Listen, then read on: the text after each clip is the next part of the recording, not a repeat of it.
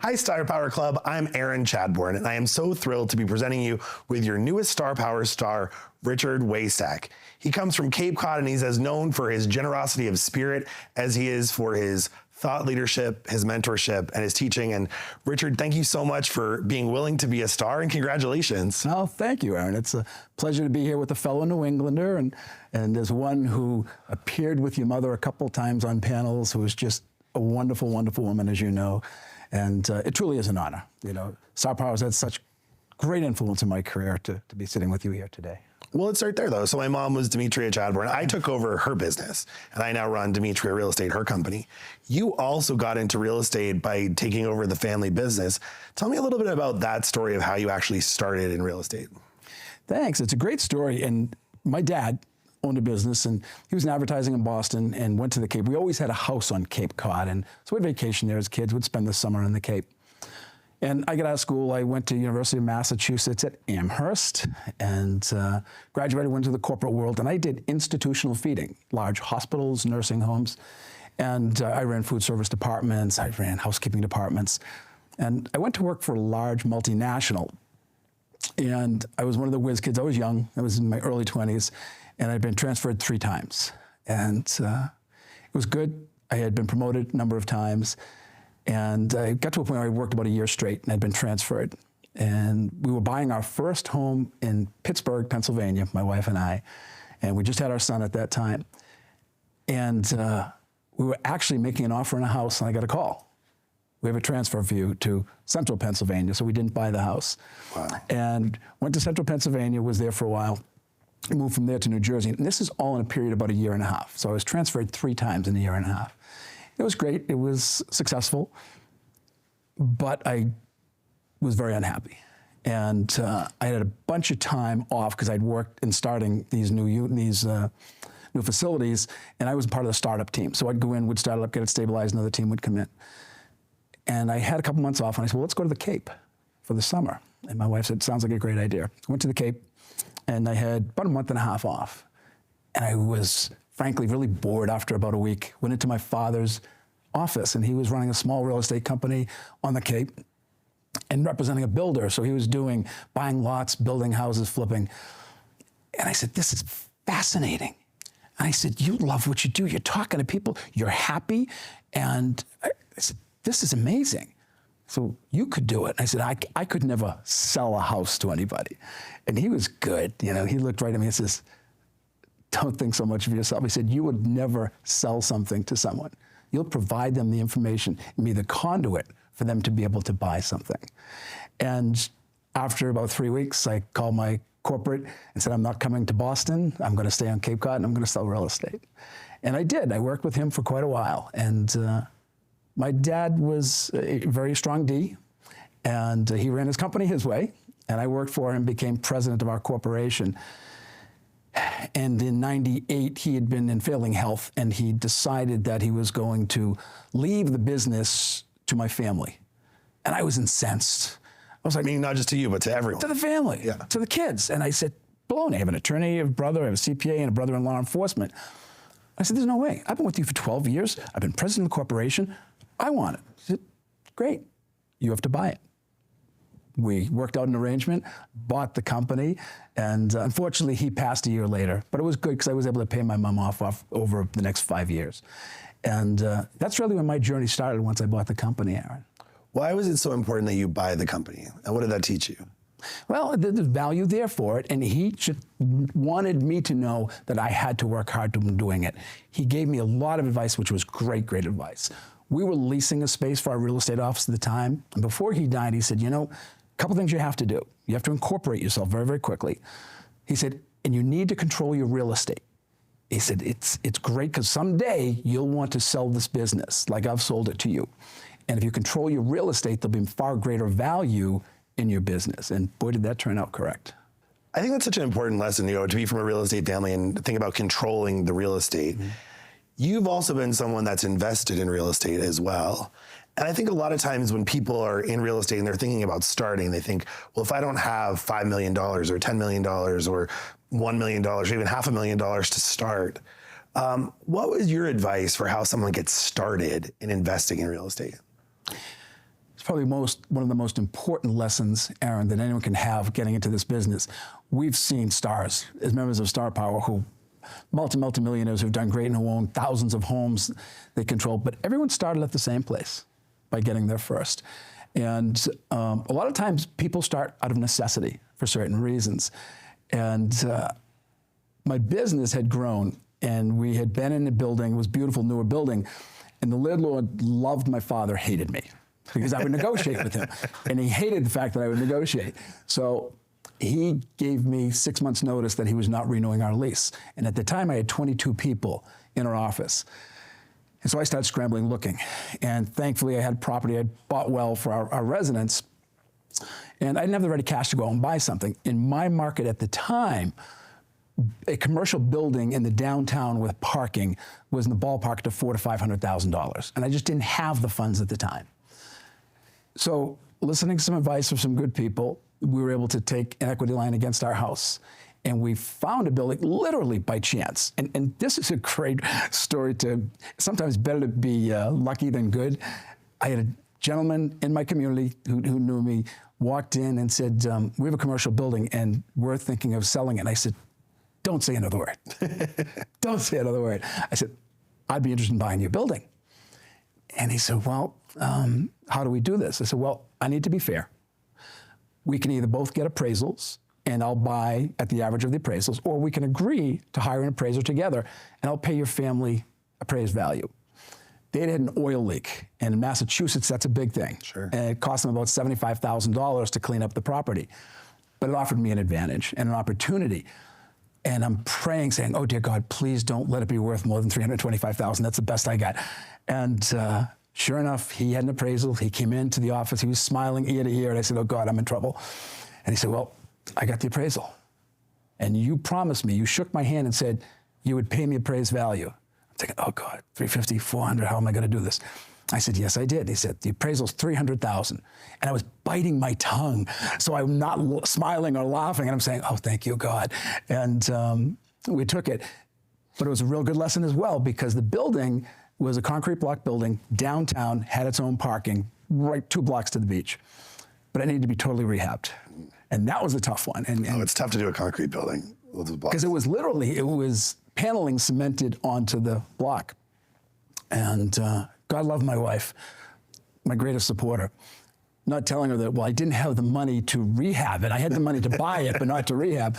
So we maxed out 5 credit cards rehabilitating that building. And we've turned down substantial offers on it over the years. But it allowed me to control what I've been doing for the last 20 plus years. So then how have you chosen what to invest in after that? I have to literally go back to my education through Star Power. Chris Bird, one of the stars, just brilliant, brilliant man. And I've attended more of Chris's classes and seminars than anyone else in Star Power. And he has given really a blueprint for someone to get started. And for someone young who's starting out and saying, hey, I don't have that money. Before you go out and buy your Mercedes, invest in real estate. And one of the things that Chris had told me is that, do you have an IRA? And I did. And he said, let's talk about self-directed IRAs and how you can transfer funds into a self-directed IRA, and you can actually buy real estate with a self-directed IRA. And I thought that was fascinating. But again, when you sit there and you're listening to people and watching some of the stars and people who've been so successful saying, well, can I really do that? And I was blessed. I saw Chris in Nashville at the conference, and I was able to give him a big hug. And I said, your advice has given me financial independence. And I gave him a hug, and he said, it wasn't me. He said, I can lay out how to do it, but you have to be able to take the risk to do it yourself. And I followed exactly what he told me. And that was my first purchase. And it was a condo that is wonderful cash flow today. It has been paid off through my tenants. And it really gave me the opportunity to learn that, again, when I have a good year and I set some money aside, I don't have to have the newest Mercedes. I don't have to have the flashiest clothes, but I do have to control some real estate. Because I want, and Ralph Roberts talked about this, again, one of just my idols in the business, making money while you sleep, or known as mailbox money. And I love the fact I still have a brick and mortar. We have a commercial building, and I have an office there. Every month, the tenants walk in the first of the month, and they put the checks on the desk. And financial independence is a wonderful thing. So that no matter where you are in your business, in your career, you can start. And pretty much everyone has set some money aside in retirement. And if you want really a blueprint to do it, see one of Chris Bird's seminars. Another one of our stars, Pat Zabe, has a great program and a great financial calculator that showed me how that if I was going to make an investment, that I could get positive cash flow, and whether or not it was a good investment or a bad investment.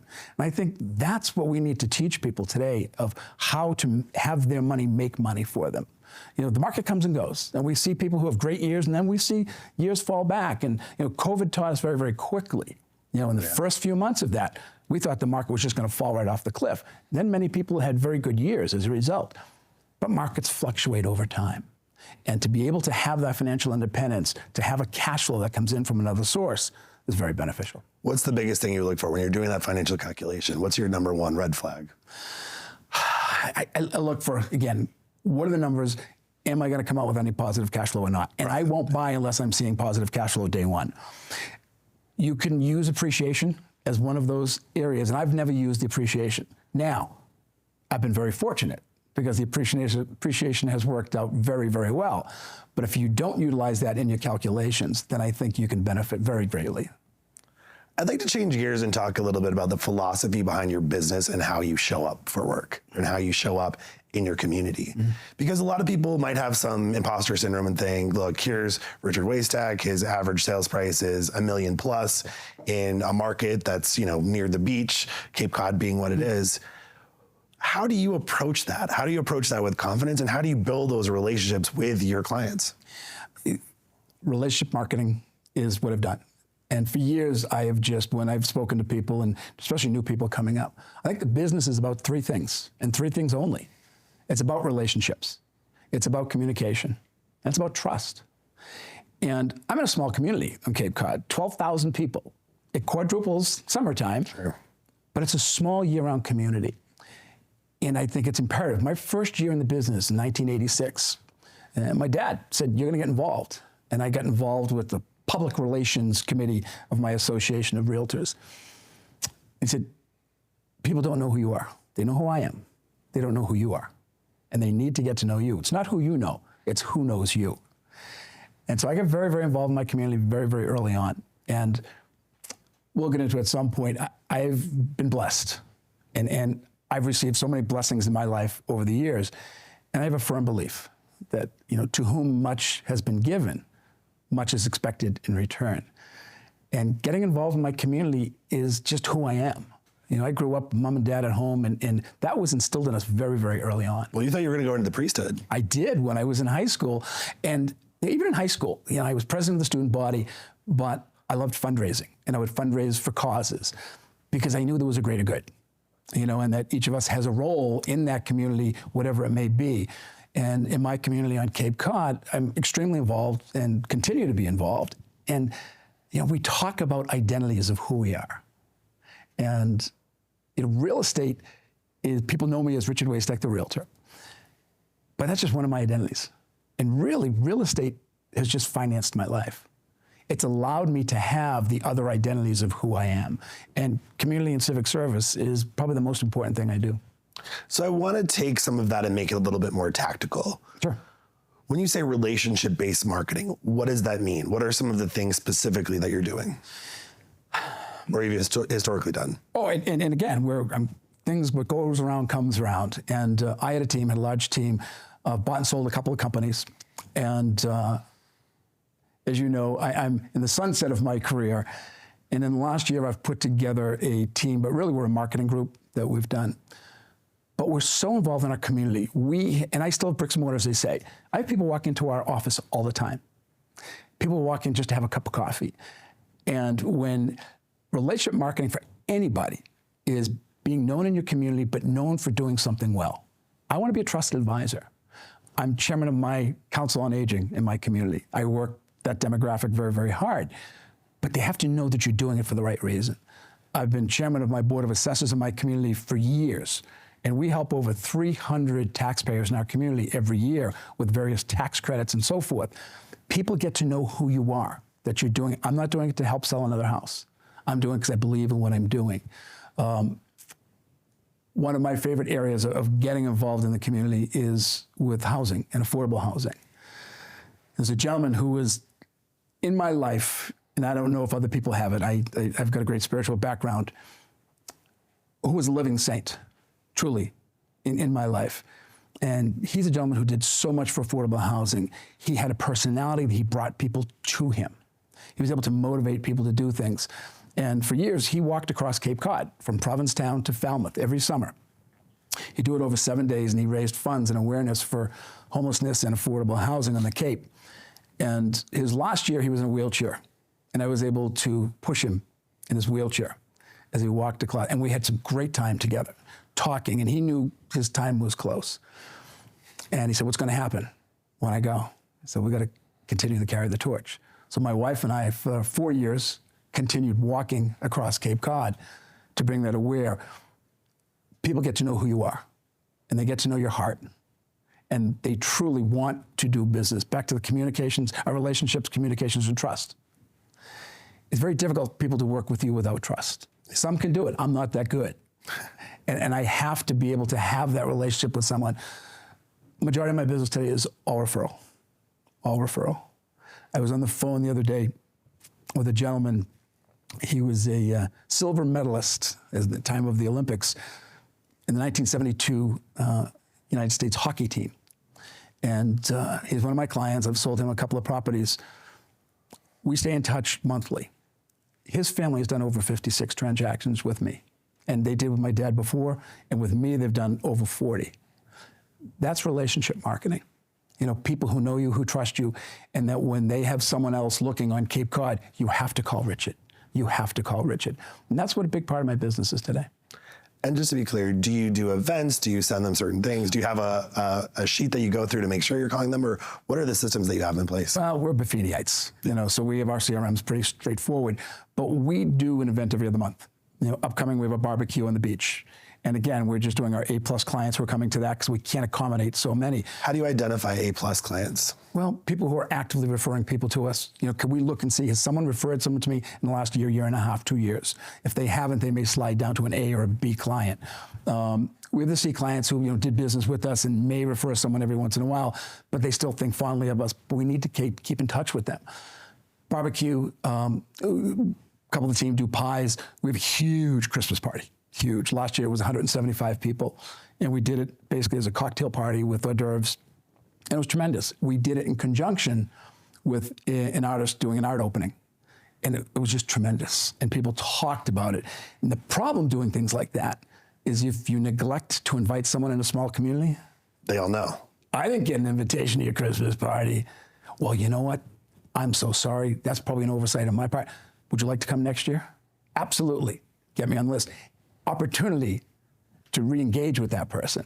So we've done movie nights, you know, we'll do a small group there, we'll do 75. Doing different events, you have to, what is your goal for each of those events and who you're trying to work with? So we've got some young realtors on our team and trying to really show them the significance of that relationship. And we have one young guy, he says, well, my peers aren't buying. He's 25 years old. He says, they're not buying at this point. But their parents are. Their relatives are, their friends are. They need to know who you are, that top of mind awareness. So having these events in your community, one thing I love to do is a senior downsizing seminar. Being involved with the Council on Aging, I do a breakfast every month with retired men and retired women, and I'm the MC. So it gives me a great opportunity to be in front of them and talk to them.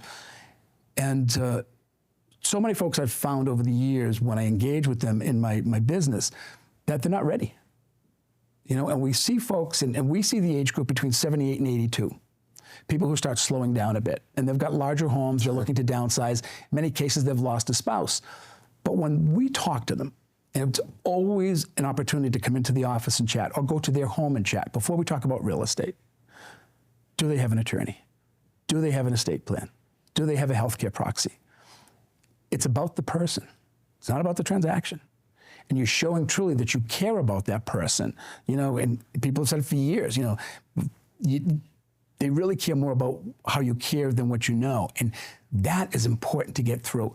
And we find people who don't have an estate plan, who don't have a healthcare proxy. And I had a transaction last fall. The woman, frankly, waited too long.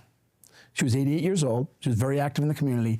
Her health had started to deteriorate, and we could see some cognitive issues that were there. Her family was on the other side, the West Coast. And she had called me. She had a large house. She was downsizing to get into an apartment in Oregon near the family. We'd worked with her. We helped stage out the house. We do a lot of things to assist our clients. And during the time of the staging and downsizing for her, getting things packed away, she fell and broke her hip. So it delayed the process, which was fine. She was hospitalized, went into rehab, but her family, again, was in the West Coast. So someone came out for a while. She got back home. It complicated the staging and her downsizing, the packing. And it changed from where she was going to an apartment. Now she needed to be going into assisted living. And I talked many, many times with the family, to the son who was really the major decision maker. It's important to engage family in occasions like that. And successful transaction, she moved out, she moved into assisted living, but she passed away 2 months later. And I look at that and I say, it was so difficult for that family, that whole transition, if she had done it 4 or 5 years earlier, to have time with her kids and her grandkids. She didn't have it. She enjoyed her time on Cape Cod. So what we do is far more than just listing or selling a house. Well, it's funny too, because when you engage with the families, they probably already know who you are. They do. And in fact, I had one recently. I got a call from Florida, and woman I talked to, and I knew her husband, he had passed away, and I helped her through that process. And she'd moved down to Florida, closer to the kids. She passed away, still at a house in Harwich. And the daughter called me. It said, Mom had still all your paperwork. And she had a note that we were to call you. Engaging with the family is so important for people. Again, we're trying to help. We're providing a service, but we're really helping these people go through a process. And that's a grieving process that they're dealing with. And I see too many people talk about the opportunities. Someone passes away. I don't want to be an ambulance chaser. I want to offer an opportunity. A lot of estate work, and thankfully we've got the new probate course that's out there with Buddy West, is that people I've worked with in the past will call and say, well, I found out in doing an estate, I need to get an opinion of value at the date of death. Can you help? I'd be happy to. What's the cost? There is no cost. You show people you care. I think that's so important. And you're someone who does care in a lot of different realms too, in your personal life, in your community. You've also been very active in leadership roles in the realtor community. Mm-hmm. And you were president of CRS, which is a huge, huge distinction. And it's an organization and designation really committed to education, to engaging, to teaching and learning. Tell me a little bit about why you did that. Why was that your important way to get involved? CRS, I got involved because Howard at the time from Star Power was emceeing all of the celebrations. And I remember the first one, I bought the building, things were a little bit tight, and getting a Priceline hotel room and getting a cheap Southwest flight to go attend. And watching Howard, I was just mesmerized. And seeing his interaction with the stars and just the genuine love that was there, getting out of judgment and into curiosity. One of the first things that I heard, it just resonated so dramatically with me. And understanding, okay, I'm seeing these people, they're legends. But if they can do it, I can probably do it as well. So I got involved, and I got involved in CRS. Someone asked me to get involved at a local level, which I did. And service is important. And someone asked me to sit on a board at the state level in Massachusetts. I said, well, I'm really not at that level. Sure you are. You bring a lot to the table. And became friendly with a couple of folks who were in CRS. And I believe in when we serve on boards, we serve the role of that organization. Whatever their mission is, whatever the charter states, that's what we're supposed to be doing. I think a lot of times people get involved in boards and they're selfish reasons, they're agenda builders. But I truly believed in the education that was occurring. And as I've said, what I have learned through both Star Power and CRS has defined my career and has allowed me to come to a point where I'm financially independent today. And I'm a schmuck, from Cape Cod. I really am. And to be honest with you, Aaron, if I can do it, anybody can do it. It's laid out for you in such a way. And CRS, this goes back a while, some great, great people involved. And taking courses, my first course was with Jock Barker. And Jock was amazing. He told it the way it was. And it's just a matter of do it. You just have to do it. I was asked, it's funny, as I get older, I lose some of my filters. And can't imagine. I would be very candid when it came to board meetings for CRS, and because I didn't want to see the education be diluted. We had such great, great speakers. We had some great instructors, and the cadre was just incredible. I had an opportunity to attend a couple of the Star Power universities, which I think was game changers, and it helped me really establish a team in the team university. All of the cadre teaching that were CRS, and finding out that most of the people in Star Power were CRSs, and Howard was a president of CRS. That truly was the best education in real estate. My dad was an early member of CRS, and he encouraged me to get involved with it, but I'd never served. But getting on a board, it was interesting. You start making decisions for the organization, but it's truly for the organization and what's in the best interest of the organization. And it can be tough at times, when you disagree with something that a board decides. But true leadership is if a board makes a decision, you have to stand behind that decision. You can't be the lone wolf out there as a minority report. And I had an opportunity. They saw something, and I got involved in the board. And again, I was candid.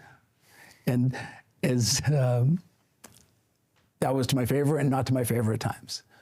But I found that leading an organization like RRC, it was at a time I became the COVID president. And it was in 2020, and we had our celebration in Orlando, Florida, and a wonderful gathering of people. And 2 people from celebration came down with COVID. And that's when things shut down. And we had to very quickly pivot. Yeah. And my job at the time, we had a large membership of people involved. When you're a membership organization based on membership, to be able to say to people, we love you, we care about you, and let's learn how we can do business during this COVID time. And we pivoted very, very, very quickly. And my role at the time was not traveling across the country and travel across the world. It was to be on Zoom every day talking with our members. And I visited every state through Zoom. I attended their state and many local boards just to sit with them and say, okay, what do you need? How can we make your organization assist your members? It's the most important thing about any designation or membership organization. It's made up of its members. And you have to show that you care about those members in order to engage them. You provide the education. We've got great education. But if you don't show as an organization and leadership that you care about them, they're going to look at another organization because there are many to choose from today. I mean, it's really consistent with how you've talked about your community, how you're now talking about the realtor community. Talk to me a little bit about your philosophy about mentorship and kind of bringing people out both in the business and in your life in general. I'm going a little bit different direction. Okay. And in my life in general. I had a difficult time in college, and I needed to get involved in recovery during college. And there were a lot of folks who helped me out. And they were very stern, and there were certain things that I had to do to continue my recovery. But what people did, and the philosophy of an organization that I'm involved with, was that I am responsible. When anyone, anywhere, reaches out for recovery, that I am responsible and I am there. So people talk about who you are, what your goals are. The first and foremost thing in my life is being involved in recovery and helping other people, achieve what I have achieved through it. And I've been very fortunate. Been 44 years that I've been in recovery, and it's imperative for me to keep that recovery, to continue to give it away. And we're in an industry, in real estate, that we see a lot of people who are in need of recovery. And I want to tell a story about Nashville at the Star Power Conference. I was there, and there's another gentleman there who knew of my involvement and my recovery. And he asked if we could chat. Come to find out, he was also in recovery and challenged by being in an environment at a conference that can be Oh, sure. very difficult. And we reached out to another gentleman who is similar to us in our backgrounds, and we had dinner that night. And after dinner, we came back and we just sat outside and we chatted for a couple of hours. When I'm able to help people achieve recovery in their life, anything is possible in their life. And situations happen, you know, in our lives. And I've seen people, we had a gentleman who's a good friend, and he had a tough life. And he had many brushes with the law. And he was in his 40s and reached out. And we became friendly over the years, and he was in recovery and recovering. We never used the word recovered. He was recovering, and he passed 2 weeks ago. He had a long life. He had a lot of difficulties, but the joy of his life was his last 15 years in recovery. And he's a guy who helped so many other people. So I have a group of folks that I contact every day. And we can mentor in real estate, and we all have mentors and people who have guided us, and we have our idols sort of in the industry, your mom being one of them. But most important thing in my life is being able to help other people, you know, achieve a level of recovery in their lives, and then their lives start over. They can do whatever they want. That has been the main focus of what I do. Well, I think it's incredible for you to be able to serve as an example, too, to people of what's possible through recovery. Well, it's trust is important, and you have to walk the walk. You can't just talk the talk, and especially when it comes to that. And you know, in our society today, it is so rampant. We see it across the board that so many people, and I've talked to grandfathers, you know, who are raising grandchildren, you know, who actually have prescriptions for Narcan, concerned about their grandkids. No grandparent should ever have to go through that, you know, and to be able to help them and guide them along the way. I'm a front row guy. Like our friend Sandra Nickel, at any conference you go to, she is seated usually on the right side of the podium, and she's in the front row. I'm a front row guy, and people see them a front row guy because I think it's important to lead by example. Now, in your business, you're also at a point where you're starting to think about your exit. Are you calling me old? No. I know better than to do that. Seasoned, experienced. No, I think everyone gets to a point in their career where they've figured out, maybe I've done enough, I've made enough investments, I have enough wake-up money that I don't need to do this forever. How have you started thinking about that next chapter? It's a great question. And we're at a time in our industry where things are changing again. You know, we talked earlier to some of the folks who were here, and I started in business at a time there were no cell phones, there were no computers. Our business was belly to belly, face to face. And you know, we're seeing that industry come down again, come around again, because there's a huge change in how we're going to do our business. We can all deal with it. You know, we've gone through many changes over the years. But in my case, I looked, and it was a situation that really made my final decision to start slowing down. I've got a younger brother.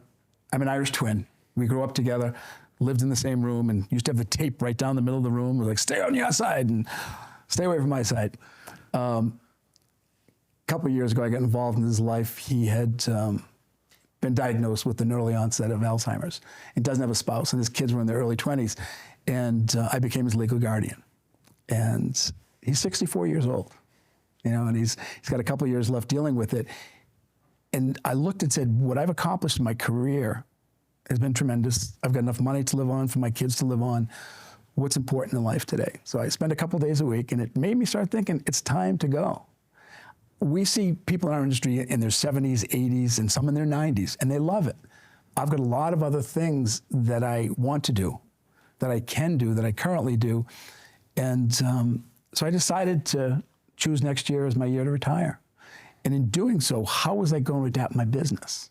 So last fall, I put another team together because, frankly, I want to protect my book of business. You know, I've got a 39-year book of business that is worth something. We see too many realtors walk away. They may not sell the business. They may be a sole proprietor, and yet they've been working for years. They've got a great book of business. They do a lot of referrals, but they just simply walk away. Unfortunately, we see many times health issues get in the way, and they retire. There's a great book. It's The Golden Handoff, and it's about how we basically can phase our businesses down and continue to receive money from your business over the next 5-10 years. And I've positioned myself so that I'm working with these guys, and we're going to see how they take over my book of business, and so that another 10 years, I'll continue to get money out of that business. And I'm not going to do it cash up front. I've sold a couple of businesses for cash. But in this particular case, that book of business, that family, who I did 56 transactions with, I want them taken care of. Right. I want them to have the same level of trust with someone moving forward as I move on. And I keep hearing people tell me, you're never going to retire. I'm going to retire. And then you can hold me accountable, Aaron. It's a year from now, a year from Christmas. But I think too many people don't plan how they exit the business. And it's a great opportunity for people to do, though. So, and I've taught a couple times around New England of how to do that. And if more people would do it, I think it's a great opportunity this year, whether you're selling a book of business like I am doing, or if you're someone looking to buy a book of business, great opportunity to do so. And you can do so without money down if you work it out well. But it's a great opportunity because there's a whole lot of business that just goes away. And you've bought and you've sold, so you have experience on both sides of it. Let's drill down a little bit. Mm-hmm. What are some of those key steps? Let's start on someone thinking of selling their business. Mm-hmm. What are some of the first key steps they need to take in order to set themselves up? I love that because when you look, you're in the Portland, Maine market. Who is a realtor in your market that you could say, hey, if I weren't here, if Dad wasn't here, if the Demetria team was not there, who would you sell with? I think we all know who that is in our market.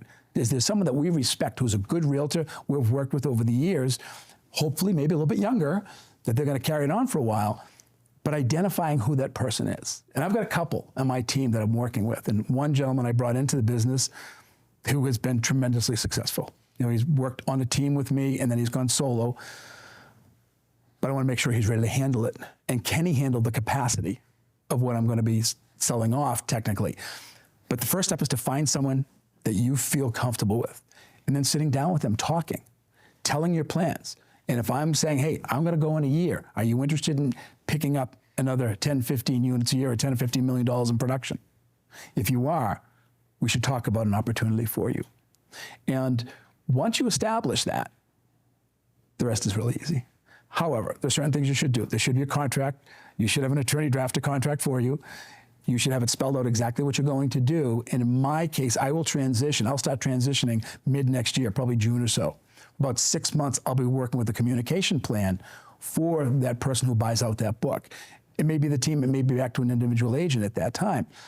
But to have a 6-month period of time that I can transition, to let all of those good clients of mine know that I'm slowing down a bit. And I'm having someone who's going to help me and assist them the same way I've been doing business for years, as the same way that I want those clients to be treated. I think it's interesting your approach too has been to create a team and then kind of give them a little bit to watch and see how they do. Tell me more about that. It's simple.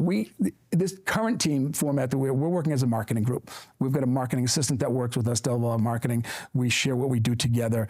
And I want to see who's producing. And I'm still a bricks and mortar guy. I go into the office every day.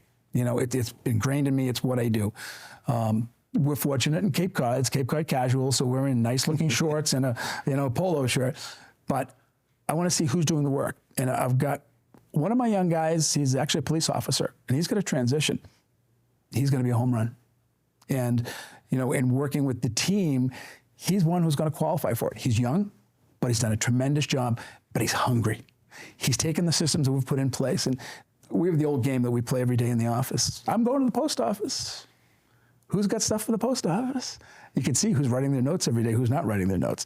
And we're fanatic about it. 5 to 10 notes a day that have to go out, and staying in touch with your sphere. And you can see the guys, oh, I haven't done them yet. Baloney, you're not doing them. The other guys will say, here, I got 5, would you mail for me? Sure. And we round robin that. Someone else will do it every day to see who's doing it. We hold each other accountable. But if you I'm hoping this guy, he's younger, he's in his early 30s, he's probably got another 20 to 30 years left in the business. And if he can take my clientele and my database and work that moving forward, good referrals for me in the future. That's fantastic. So given your experience buying companies, you've heard all kinds of stories across the spectrum, some that have gone well, some that were horror stories. What do you think are the biggest ingredients if you're going to buy someone else's business? What should you be looking for, and maybe what should you avoid? You got to know the numbers. You know exactly what they're doing. You have to be able to open everything up. And I think it's almost, as an accountant will call it, a forensic audit, to look exactly what's been done. What is their marketing plan? What have they been doing? Their communication plan?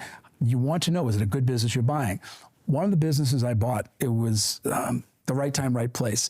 They managed a lot of vacation rentals. And back in the day when I bought it, that was a great source of business in the wintertime when things slow down, because we're a resort, basically we're a seasonal business. And I knew the gentleman, he truly was a gentleman, and I don't use that lightly. He had a great business. He had a very strong family name that was been in business for many, many years. And his business was very strategic to mine. And we did some vacation rentals. We did about 25 or 30. He had 125. When I bought that company out, I bought it with the knowledge that I wanted to expand that rental business. And before online rentals went crazy with VRBO and Airbnb, I was able to sell that very, very well. But I knew the rentals. I looked at their leases. I saw the numbers of what they were getting from that. But more importantly, how many sales were they getting from those vacation rentals? And how many of those folks who came to spend a week on the Cape or 2 weeks on the Cape ended up buying? Those numbers were staggering. And that was appropriate for me at the time to buy it. And when I sold out the rental division and then sold out my company, it worked well. You need to know who you're looking at. A lot of times today, we're seeing a lot of companies. And one of the companies that bought me out, they bought the assets of my company. I wouldn't sell out my name. I wanted to keep my name because my corporation is in my name, and I wouldn't let them buy the corporation.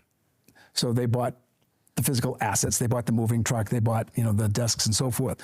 But I also kept my database and my book of business, and I kept my name. And that worked out very well, because now I'm going to be able to sell that out again. So I've sold it a couple times, but you need to know who you're looking at, why you're looking at. I had a couple of opportunities where people wanted to buy me. And I'll be very frank with you. I sold because my heart said it was the right thing and the right company to do it, because they had the same belief and philosophy that I had in doing business and how I treated people. It all comes down to how you're going to treat people. No, you've been very consistent on that. If you were starting back out today, if you were a brand new agent, and there are going to be some people watching this, obviously there are people that have been doing it 30, 40 years, and there are people that maybe just got their first buyer, got their first listing. What do you think would be your top priorities, and what would you do differently? What I would have done differently, and I wish I had known what Star Power, what at the time CRS was doing in RRC. It's not necessary to reinvent the wheel. I talked about the team university that I attended, and it was Les Waldron, and I think it was Melissa Crockett and Craig Lurch who were part of the cadre there. You don't have to reinvent the wheel, especially if you're a young agent working for a larger company. You're not part of a team. And one of the stars, Rick Wright, talked about being a solo agent. Having this available, to be truly given a blueprint of a step-by-step way to do business, is so important. I didn't discover it till I was about 10 years in the business. And once I bought my dad's company, and I did discover it, it's when things changed. My greatest accomplishments have come in the last 20, 25 years in this business, because I availed myself to the opportunities. Education is so important. And when I can listen to a gentleman like Chris Bird say, you want some financial independence, take some of these steps. Doesn't matter where you are in the spectrum. Too many times agents love to buy things, and the old adage of, okay, dear God, please just give me one more market and I won't screw it up this time. People love toys. We love fancy cars, and we don't take the time to say, wait a minute, I had a good year and I can set aside X amount of dollars. That's the opportunity to get in and invest in something. I drive a pickup truck. No one ever questions who I am because of what I drive. But that's important. And when you have someone from Star Power who can help you literally along the way, the greatest revelation that I've received from Star Power is just how the generosity of spirit that is out there. that people will say, well, sit down and talk with me. Let me tell you how I did it. To be able to do that with the legends of this industry who are stars, it's just amazing. And the people that did that for me, you know, I remember sitting down at lunch one time with Russell Shaw, and I was having an hour with Russell Shaw. My jaw was just a gap for an hour. And what he taught me, and one of the greatest things that he taught me, is how to walk away from a bad situation. And not having the courage to be able to do it on my own, to say, wait a minute, this is a guy who's a legend who can walk away because it's not right thing for him and his company. So how do you walk away from a bad situation? Really, it depends on the situation. If there's a client I'm working with, and one of the things I put in every one of my contracts, whether it's a buyer contract or a seller's contract, I put a voidability clause in the contract. Companies hate it. Brokers hate it. But I'm going to put it in every contract because it says if for any reason, if you and I were working together, Aaron, you were uncomfortable with me, just let me know. I'll rip up the contract. It works both ways because I could do the same thing. And if truly I can't meet the needs of my client, then I should walk away. And there are times that I've had clients that, frankly, they think they know more than I do. And they don't want to take the advice that we're giving. And I'm not going to waste my marketing time nor my reputation by taking a property that won't sell. I will do everything in my power to use everything that I've learned over the years, the scripts and dialogues, to try to get them. But if I found out I can't do that, I'm going to walk away. And it's very simple. I just, Aaron, don't think I can meet your needs at this time. And I think there's maybe someone out there who can better do that. Now, if you're really good, you'll have someone in the wings and you'll get a referral fee to give it to someone else. I had a guy that I did that with recently, and he called me back. And I was on the way back from New Hampshire with my wife. And I said, well, I'll take the call. And God forgive me, but he's a royal pain in the ass. And he said, you have this lot. And I said, well, it's really not for you. And okay, well, I want to jump back in the game. I'd really like to work with you. And I had the difficult decision to say, well, John, I'm really, really sorry, but my bandwidth is far exceeded at this particular time. I've got a great member of our team who would love to work with you. And I said, John, to be honest with you, you're a lot. You're a lot to deal with. And I said, we've talked about this in the past. You're a pain in the ass. And I said, I don't have the time for you right now, but I've got a great guy on my team who'd love to work with you. Okay. I referred it out to one of the guys in the team. The guy called me the next day from my team, and he said, he talked an hour. The phone call was an hour. I talked about 3 minutes. I said, but you got a client, and he's legitimate. And I know I can't work with him, but one of my other agents can. But there just comes a time when you can't meet the needs of everybody. And if there's someone who thinks they can, God bless them. I can't. What kept you from doing that earlier in your career? Not the confidence in myself. You know, and and hearing someone like a Russell Shaw, and he did the Russell Shuffle, here's how you walk away. You just walk away. But I think we get to the point of knowing the scripts and drive, truly believing in who you are and what you do and how you do it. I'm not a commercial broker. I refer all my commercial stuff out. I stay in my lane for what I need to do. I'm not a generalist. So I work with what I work well. And if there are times I can't do it, but I'll always try to get paid one way or another, try to refer it out. So thinking about the exit plan that you have, all of the service that you've had, the people that know you from teaching around the country and around the world, and being active in Star Power, what's the one thing that you hope people remember you for? There's Robert Louis Stevenson talks about success. What is success? A lot of people can define it by number of transactions, how much money they make. Success truly is being admired by people for doing the right thing. Laughing often and loving deeply and making an impact in people's lives. That's the most important thing I want people to remember from me. It's not about how many homes I sold. It's not how much money I made over the years. It's how I impacted someone's life. And that's why it's important in real estate to bring people in, to mentor, to teach, but it's more important to have impact in my community and to the people that I help. That's well said. Thank you. So I want to just finish off. We're obviously, as we've talked about, in a time of transition in the industry, as people are talking about the NAR settlement, the practice changes. Other than, continuing to get educated and go to places like Star Power, what advice do you have for agents who are nervous about it, who are apprehensive and maybe aren't as confident as how to move forward? One of the best things that people can do, I know my company is right now, as we're filming this, they're doing a town hall and talking about it. I'm in the Cape Cod market. We have state, local association, and companies, obviously our broker, which is the most important. But I think local, smaller masterminds are imperative. And we met with 7 people the other day talking about how are you going to handle, what's your script when someone says, well, the gentleman down the street is not making me sign a contract. We need to do what's right. We subscribe to a code of ethics. You know, I wear my RPAC pin, and I'm a major investor for RPAC because I firmly believe that the work that the National Association of Realtors does is so important in our industry. They have provided so much information, you know, facts.realtor, you know, which has got so much information. It talks about how we value ourselves as realtors and buyers representatives. It talks about discussions and FAQs about what is happening with this settlement. But the most important thing, if you've never signed, and frankly, at Nashville, I was taken aback by some of those who were in attendance who said they've never dealt with the buyer's agency contract in the past. And they were terrified about what's happening. It's no different. You know, in 39 years, I've seen so many changes in this industry. But the education is imperative. But more importantly, sitting with people you know you trust and say, how are you going to deal with it?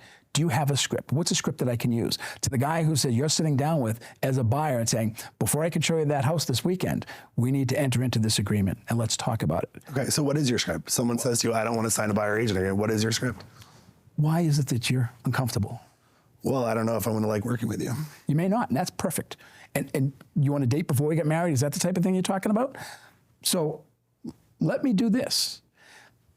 I work with a lot of folks. It's all about trust. If you don't trust me, you shouldn't use me. Then go to see the guy down the street. But he's not signing the contract. I subscribe to a code of ethics in the National Association of Realtors. This settlement requires that I sign before I show you that property, Aaron. But let me do this for you. I'm going to put a clause in there. Let me just show it for one house. The house you want to see, let me sign a contract for that one house. And we could talk about it. We could show it. If you're interested, we can work together. But at the end of that showing, if you're not comfortable with me, go find someone else.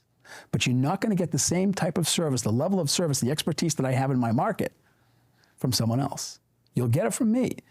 And yes, we'll get compensated. And I'll work that out for you so you're comfortable with it.